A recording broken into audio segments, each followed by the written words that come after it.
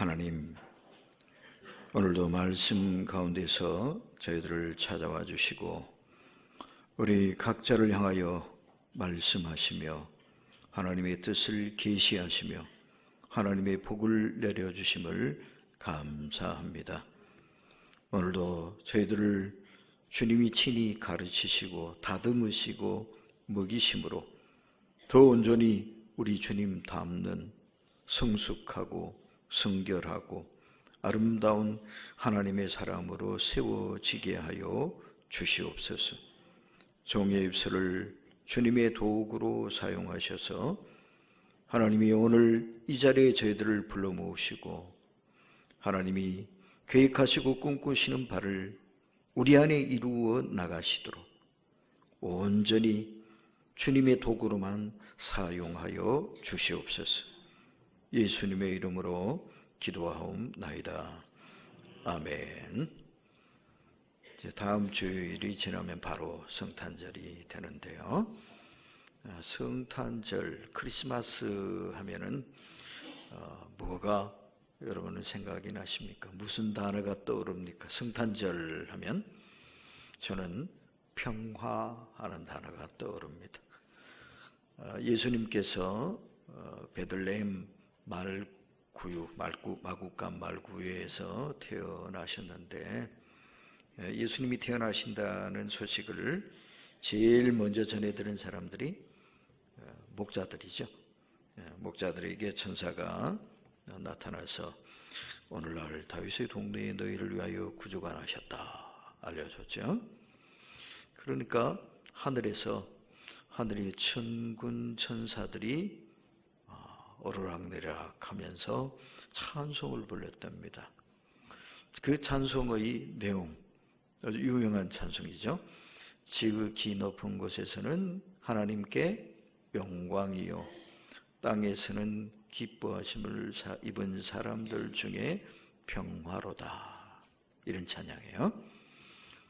간단히 얘기하면 하늘에는 영광, 땅에는 평화. 이것을 이 천사들이 노래했다고 그럽니다. 예수님이 이 땅에 오셨기 때문에 이 땅 위에는 평화가 이루어진다. 그걸 노래한 거예요. 그죠? 평화가 주어졌다. 그런데 이게 천사들의 노래로 끝난 게 아니라 진짜로 그렇게 됐어요. 예수님 안에서는 평화가 있습니다. 평화가 이루어집니다. 그걸 어디서 극적으로 발견해 볼 수 있느냐 하면은 예수님의 제자들이에요. 예수님의 제자가 12명이잖아요. 많다면 많고 많지는 않지 12명이. 그죠? 그 12명밖에 안 되는데 12명인데 그런데 그 12명이 가지각색이에요. 너무 색깔 차이가 많이 나요. 가장 뚜렷하게 차이를 보이는 사람이 누구냐 하면 마태와 시몬입니다. 마태는 원래 출신이 뭡니까? 세리 마태잖아요. 그죠? 세리가 뭐 하는 사람인지 아시죠? 세금 걷는 사람이지 뭐. 근데 예수님 당시에 세리는 어떤 나라를 위해서 봉사를 했느냐 하면은 로마 제국을 위해서 세금을 걷어다가 바치는 사람이 세리였어요. 근데 이스라엘은 당시 로마에 의해서 뭐가 돼 있었냐? 식민지가 돼 있었죠. 그죠? 로마의 지배를 받고 있었단 말이에요. 그러니까 유대인들 입장에서 로마 사람들이 어떨까요? 미워 죽겠죠. 그죠? 옛날에 일제시대에 일본놈 같은 거지, 뭐 우리나라 사람들이 바라보는 일본놈 같은 거지. 일본놈들 앞잡이, 그 앞장서 가지고 우리나라 사람들을 괴롭히는 그런 사람 정도지요. 매국노. 그죠? 이 세리들은 유대인들이 보기에 매국노들이에요. 때려 죽이고 싶은 인간들이에요. 그래서 사람 취급을 안 했어요. 세리 그러면 그거는 인간도 아니야. 같은 유대인이지만 인간도 아니야. 그러면서 아주 무시했던 사람들이 세리들이에요. 그런데 시몬은 어떤 사람이냐? 시몬은 가나나인 이래 돼 있어요. 가나나인.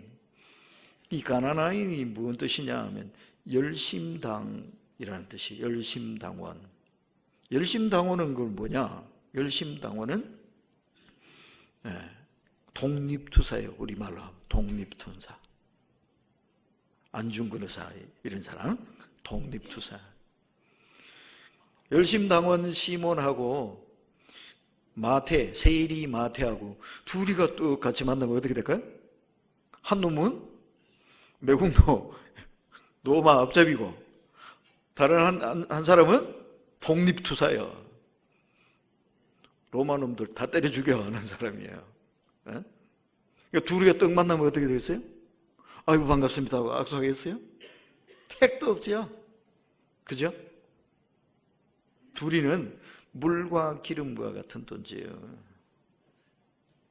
서로 어울릴 수가 없어요. 하나가 될 수가 없어요. 한 형제, 택도 없는 소리예요. 뭔 형제는 뭔 형제야? 그런데 이 두 사람이 결코 어울릴 수 없을 것만 같은 이 두 사람이 예수님 안에 함께 사도가 되어 있잖아요.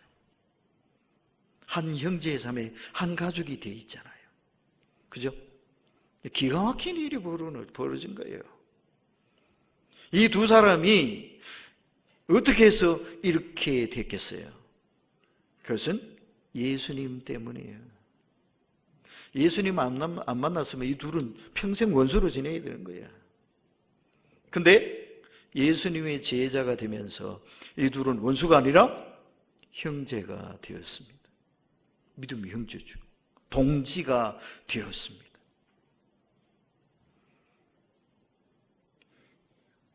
우리도 바로 이런 하나님의 사랑 안에 거하는 예수 그리스도의 복음의 은총 안에 거하는 그런 은혜와 복이 있기를 원합니다. 인간의 감정과 인간의 의지로는 이런 원수가 어떻게 형제가 되겠습니까? 택도 없는 일이죠. 이 길 가능케 하는 것이 바로 예수님이신데 바울은 이렇게 표현을 했습니다. 오늘 본문 14절이에요. 본문 14절 맨 앞구절만 우리 같이 한번 읽어보겠습니다. 시작. 그리스도의 사랑이 우리를 강권하시는도다. 아멘. 그리스도의 사랑이 뭐 하신다고요? 우리를 강권하시는도다. 강권한다는 게 뭐예요? 막 강제로 막 구원하는 거예요. 막 끌고 가는 거예요. 아, 싫어요. 그런데 막 끌고 가는 거예요. 이게 강권이에요. 근데 뭐가 그렇게 한다고요? 그리스도의 사랑이, 예수님의 사랑이 우리를 사랑하지 않으면 안 되도록 만든다는 거예요. 용서하지 않으면 안 되도록 만든다는 거예요. 나는 할 생각이 없어요. 할 수 없어요. 내 감정은 택도 없어요. 안 돼. 그런데 내 안에서 예수님의 사랑이 나를 자꾸 막 사랑하게 만든다는 거예요. 용서하게 만든다는 거예요. 품어주고 싶게 만든다는 거예요. 놀라운 일은 이것이 그저 성경에나 나오는 얘기 같지만 실제로 바울이 선언한 이 말씀대로 산 사람들이 많지는 않지만 더러 있어요. 그 대표적인 인물이 우리나라에도 있다고요. 여러분 다 아시는 분이에요. 손양원 목사님. 아시죠?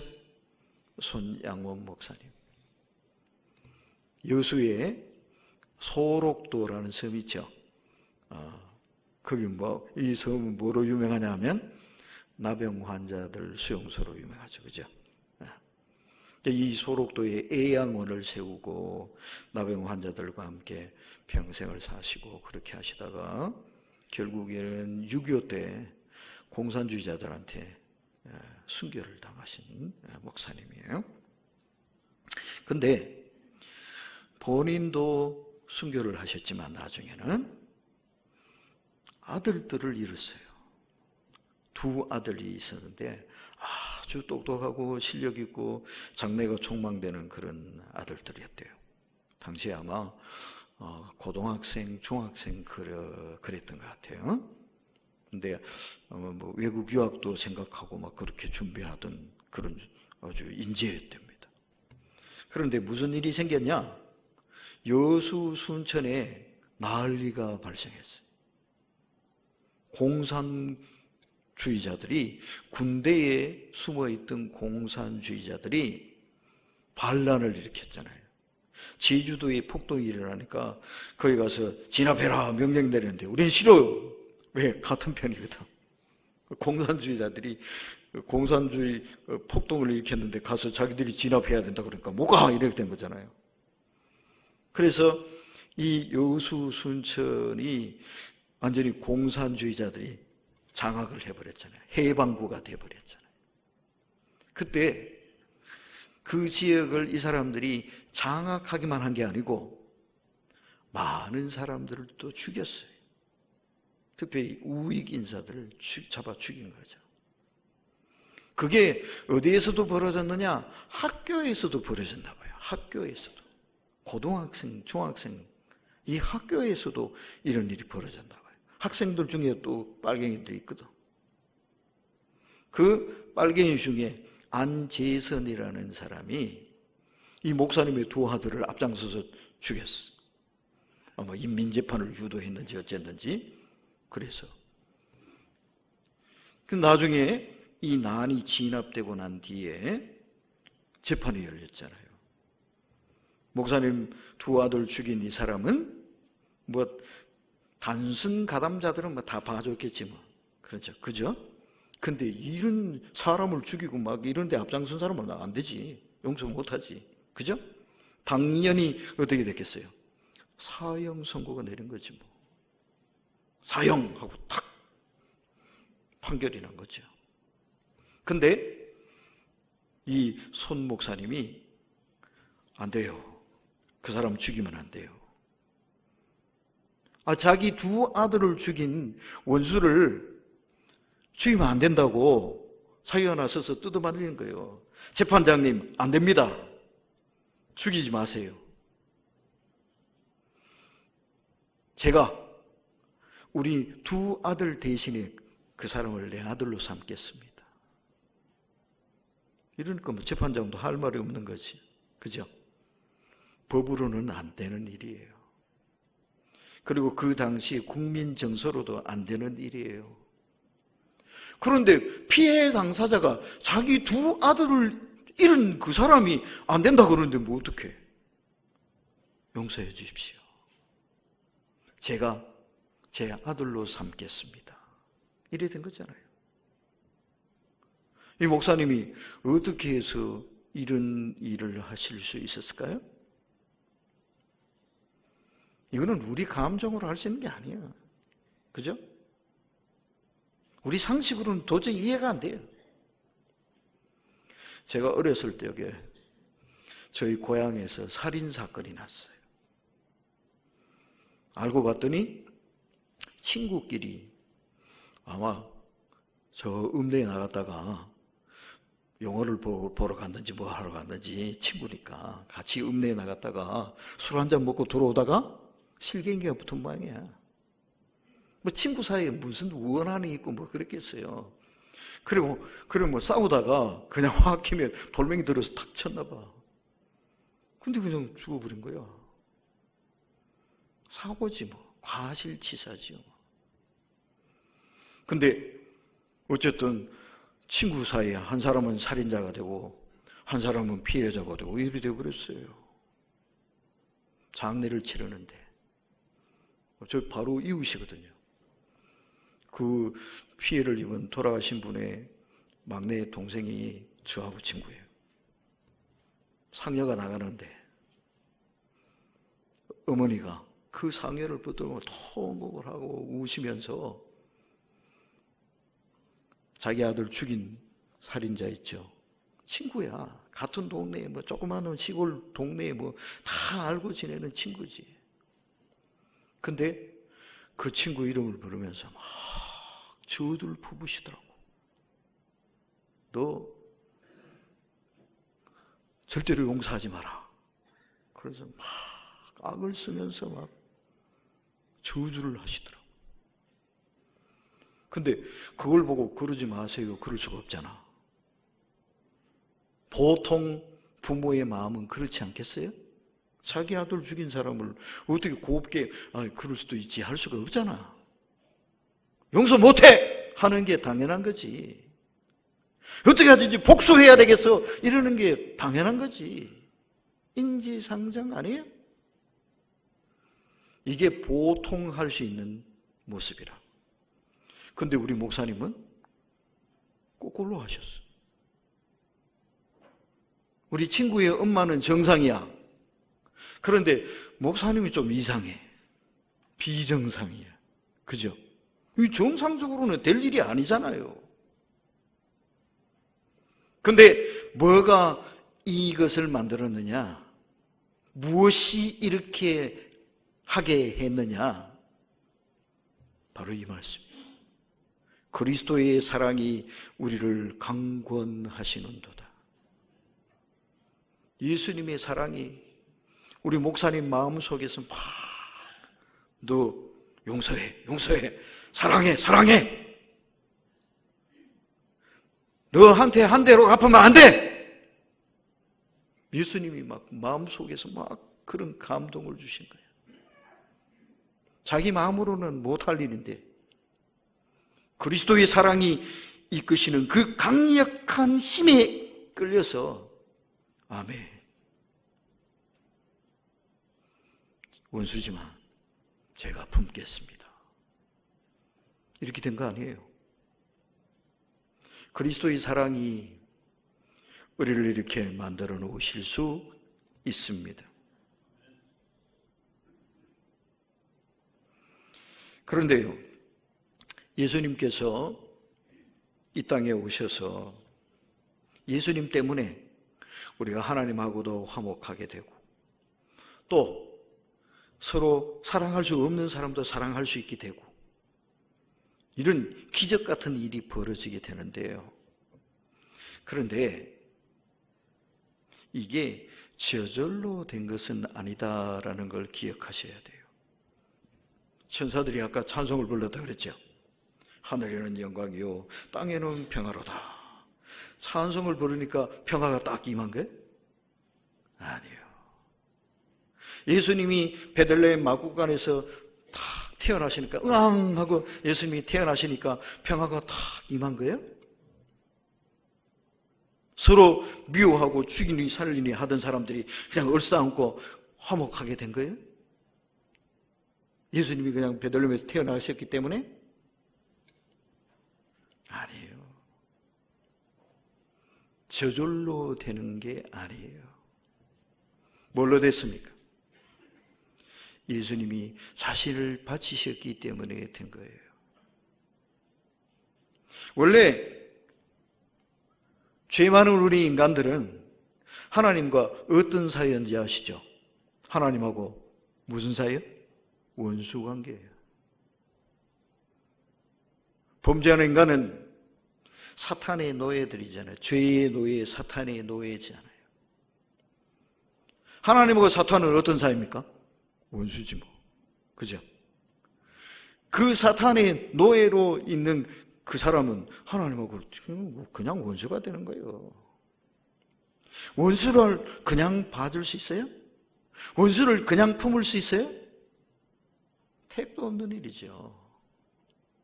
뭔가 특별한 조치가 취해지지 않으면 될 수 있는 일이 아니란 말이에요. 그래서 하나님이 아주 특단의 조치를 시행하셨어요. 그게 뭐예요? 자기 외아들을 희생키로 한 거예요. 하나밖에 없는 아들을 바치겠다 하신 거잖아요.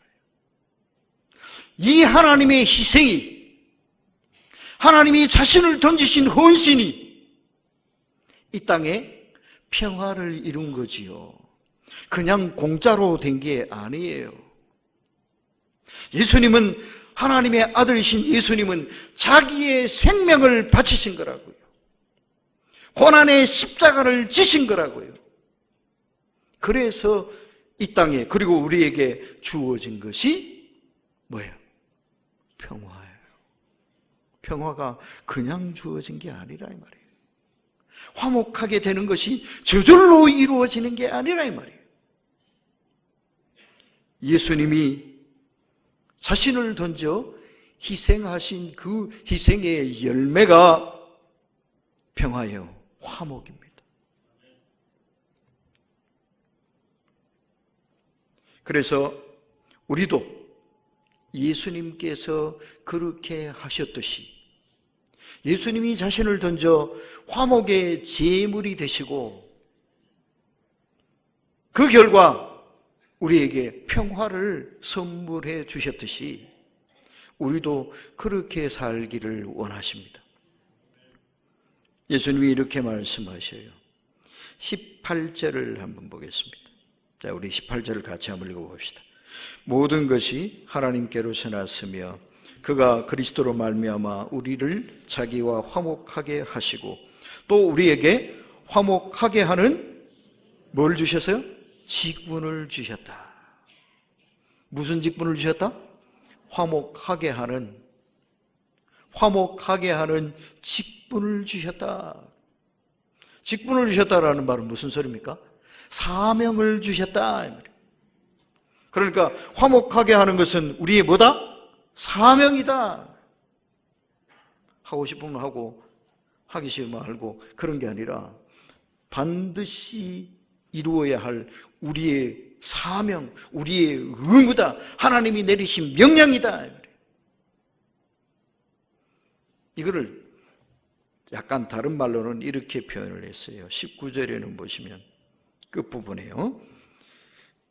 그들의 죄를 그들에게 돌리지 아니하시고 화목하게 하는 말씀을 우리에게 뭐 하셨느니라? 부탁하셨느니라. 명령하셔도 되는데 부탁하시네요. 부탁하셨느니라. 화목하게 하는 말씀을 부탁하셨느니라. 하나님이 우리한테 부탁하고 계셔요. 화목하게 하는 사람이 되어라. 화목하게 하는 일을 감당해라. 너희는 이 세상에서 서로 화목하게 만들어라. 이걸 요구하시는 거잖아요. 그런데 이것은 그냥 화목합시다 한다고 되는 게 아니라 예수님이 화목의 제물로 자신을 바치셨잖아요. 제물이 없이는 되지 않아요. 구약 제사에서는 화목제를 드리기 위해서 뭘 바치느냐? 송아지, 염소, 양, 정 형편에 안 되면 비둘기 이런 것들을 잡아 바치잖아요. 그 짐승의 머리에다 제사장이 손을 얹어 안수를 한다고요. 무슨 뜻일까요? 네가 대신 좀 죽어줘라 하는 거예요. 네? 소보고 송아지야 미안하지만 네가 좀 대신 죽어줘라. 죄는 누가 졌는데? 사람이 졌는데. 미워하고 원망하고 불평하고 멱살 잡고 죽이니 살리니 싸우고 다투고 욕심 부리고 험한 말 하고 그냥 도끼 눈 뜨고 눈을 부라리고 막 이거는 누가 다 했는데? 우리가 했는데. 죽기는 누가 죽어요?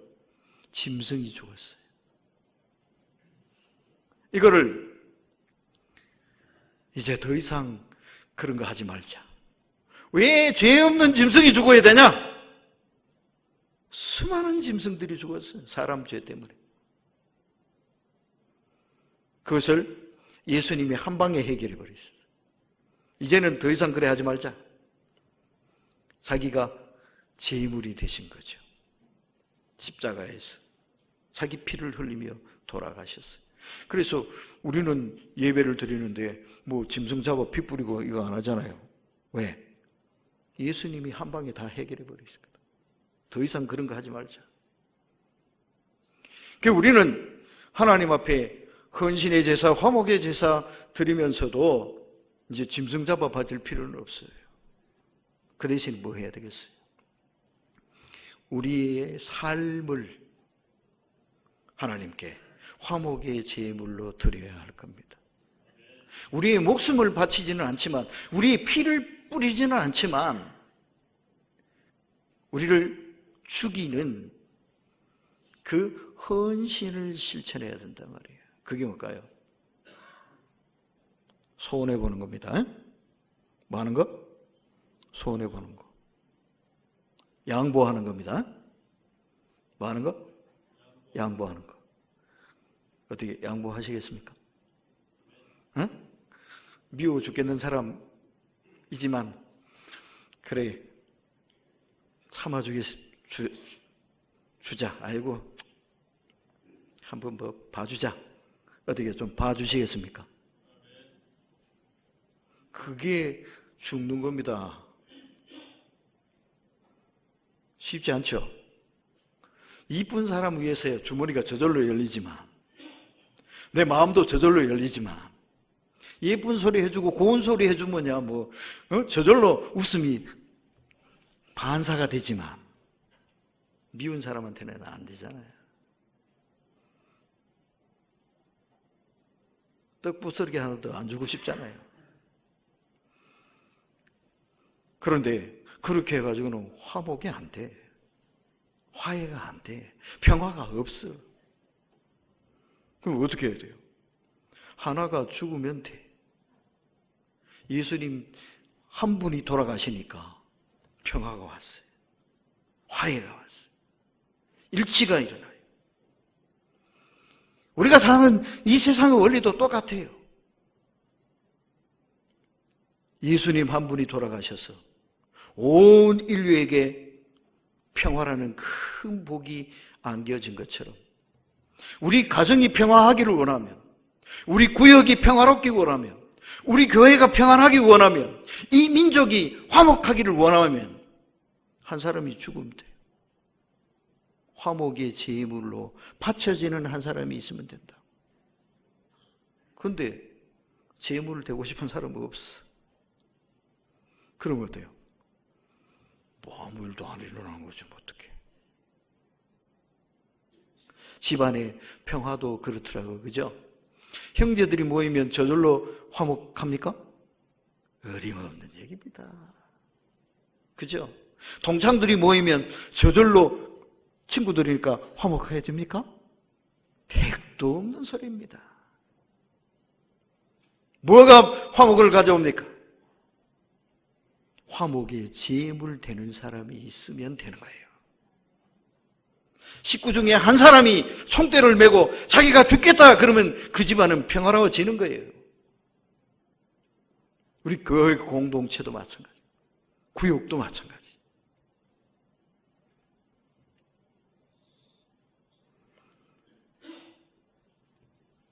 이게 없으면 우리의 신앙생활은 빈 껍데기가 되고 맙니다.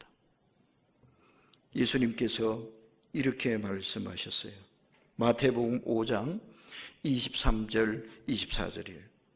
그러므로 예물을 제단에 드리려다가 거기서 내 형제에게 원망 들을 만한 일이 있는 것이 생각나거든 예물을 제단 앞에 두고 먼저 가서 형제와 화목하고 그 후에 와서 예물을 드리라. 이게 예수님 말씀이에요. 예물을 드린다는 게 뭐예요? 예배를 드린다는 거지 뭐. 예배를 드리려고 하다가 보니까 누구하고 다툰 게 생각나. 그러면 스톱. 예배 드리지 말고 스톱. 먼저 가서 그 사람하고 화해하고 그런 후에 와서 예배 드려라. 이 말씀이에요. 예배 드리는 게 문제가 아니다 지금. 예배만 드리면 다 해결하냐? 아니다. 기도만 하면 해결하냐? 안 된다. 헌금만 하면 되냐? 안 된다. 그보다 더 급한 게 있다. 그게 뭐예요? 화해하는 거예요. 화목하는 거예요. 화목하려면 어떻게 돼요? 내가 먼저 손 내밀어야지 뭐. 내가 먼저 내 고개를 숙여야 되는 거지 뭐. 내 무릎을 꺾어야 되는 거지 뭐. 그게 뭐예요? 그게 화목의 제물이 되는 거예요. 힘들지. 내가 먼저 손 내미는 게 힘들지. 내가 먼저 사과하는 게 힘들지. 쉽지 않지. 하기 싫은 일이지. 그런데 하기 싫어도 죽는 것처럼 어려워도 그거 해야 되는 거예요. 그게 뭐예요? 화목의 제물로 자신을 바치는 거예요. 화목의 제물이 드려질 때에 그때의 평화가 오는 거예요. 그때의 행복이 오는 거예요. 이제 성탄절이 목전에 닥쳤습니다. 평화의 왕으로 오신 예수님.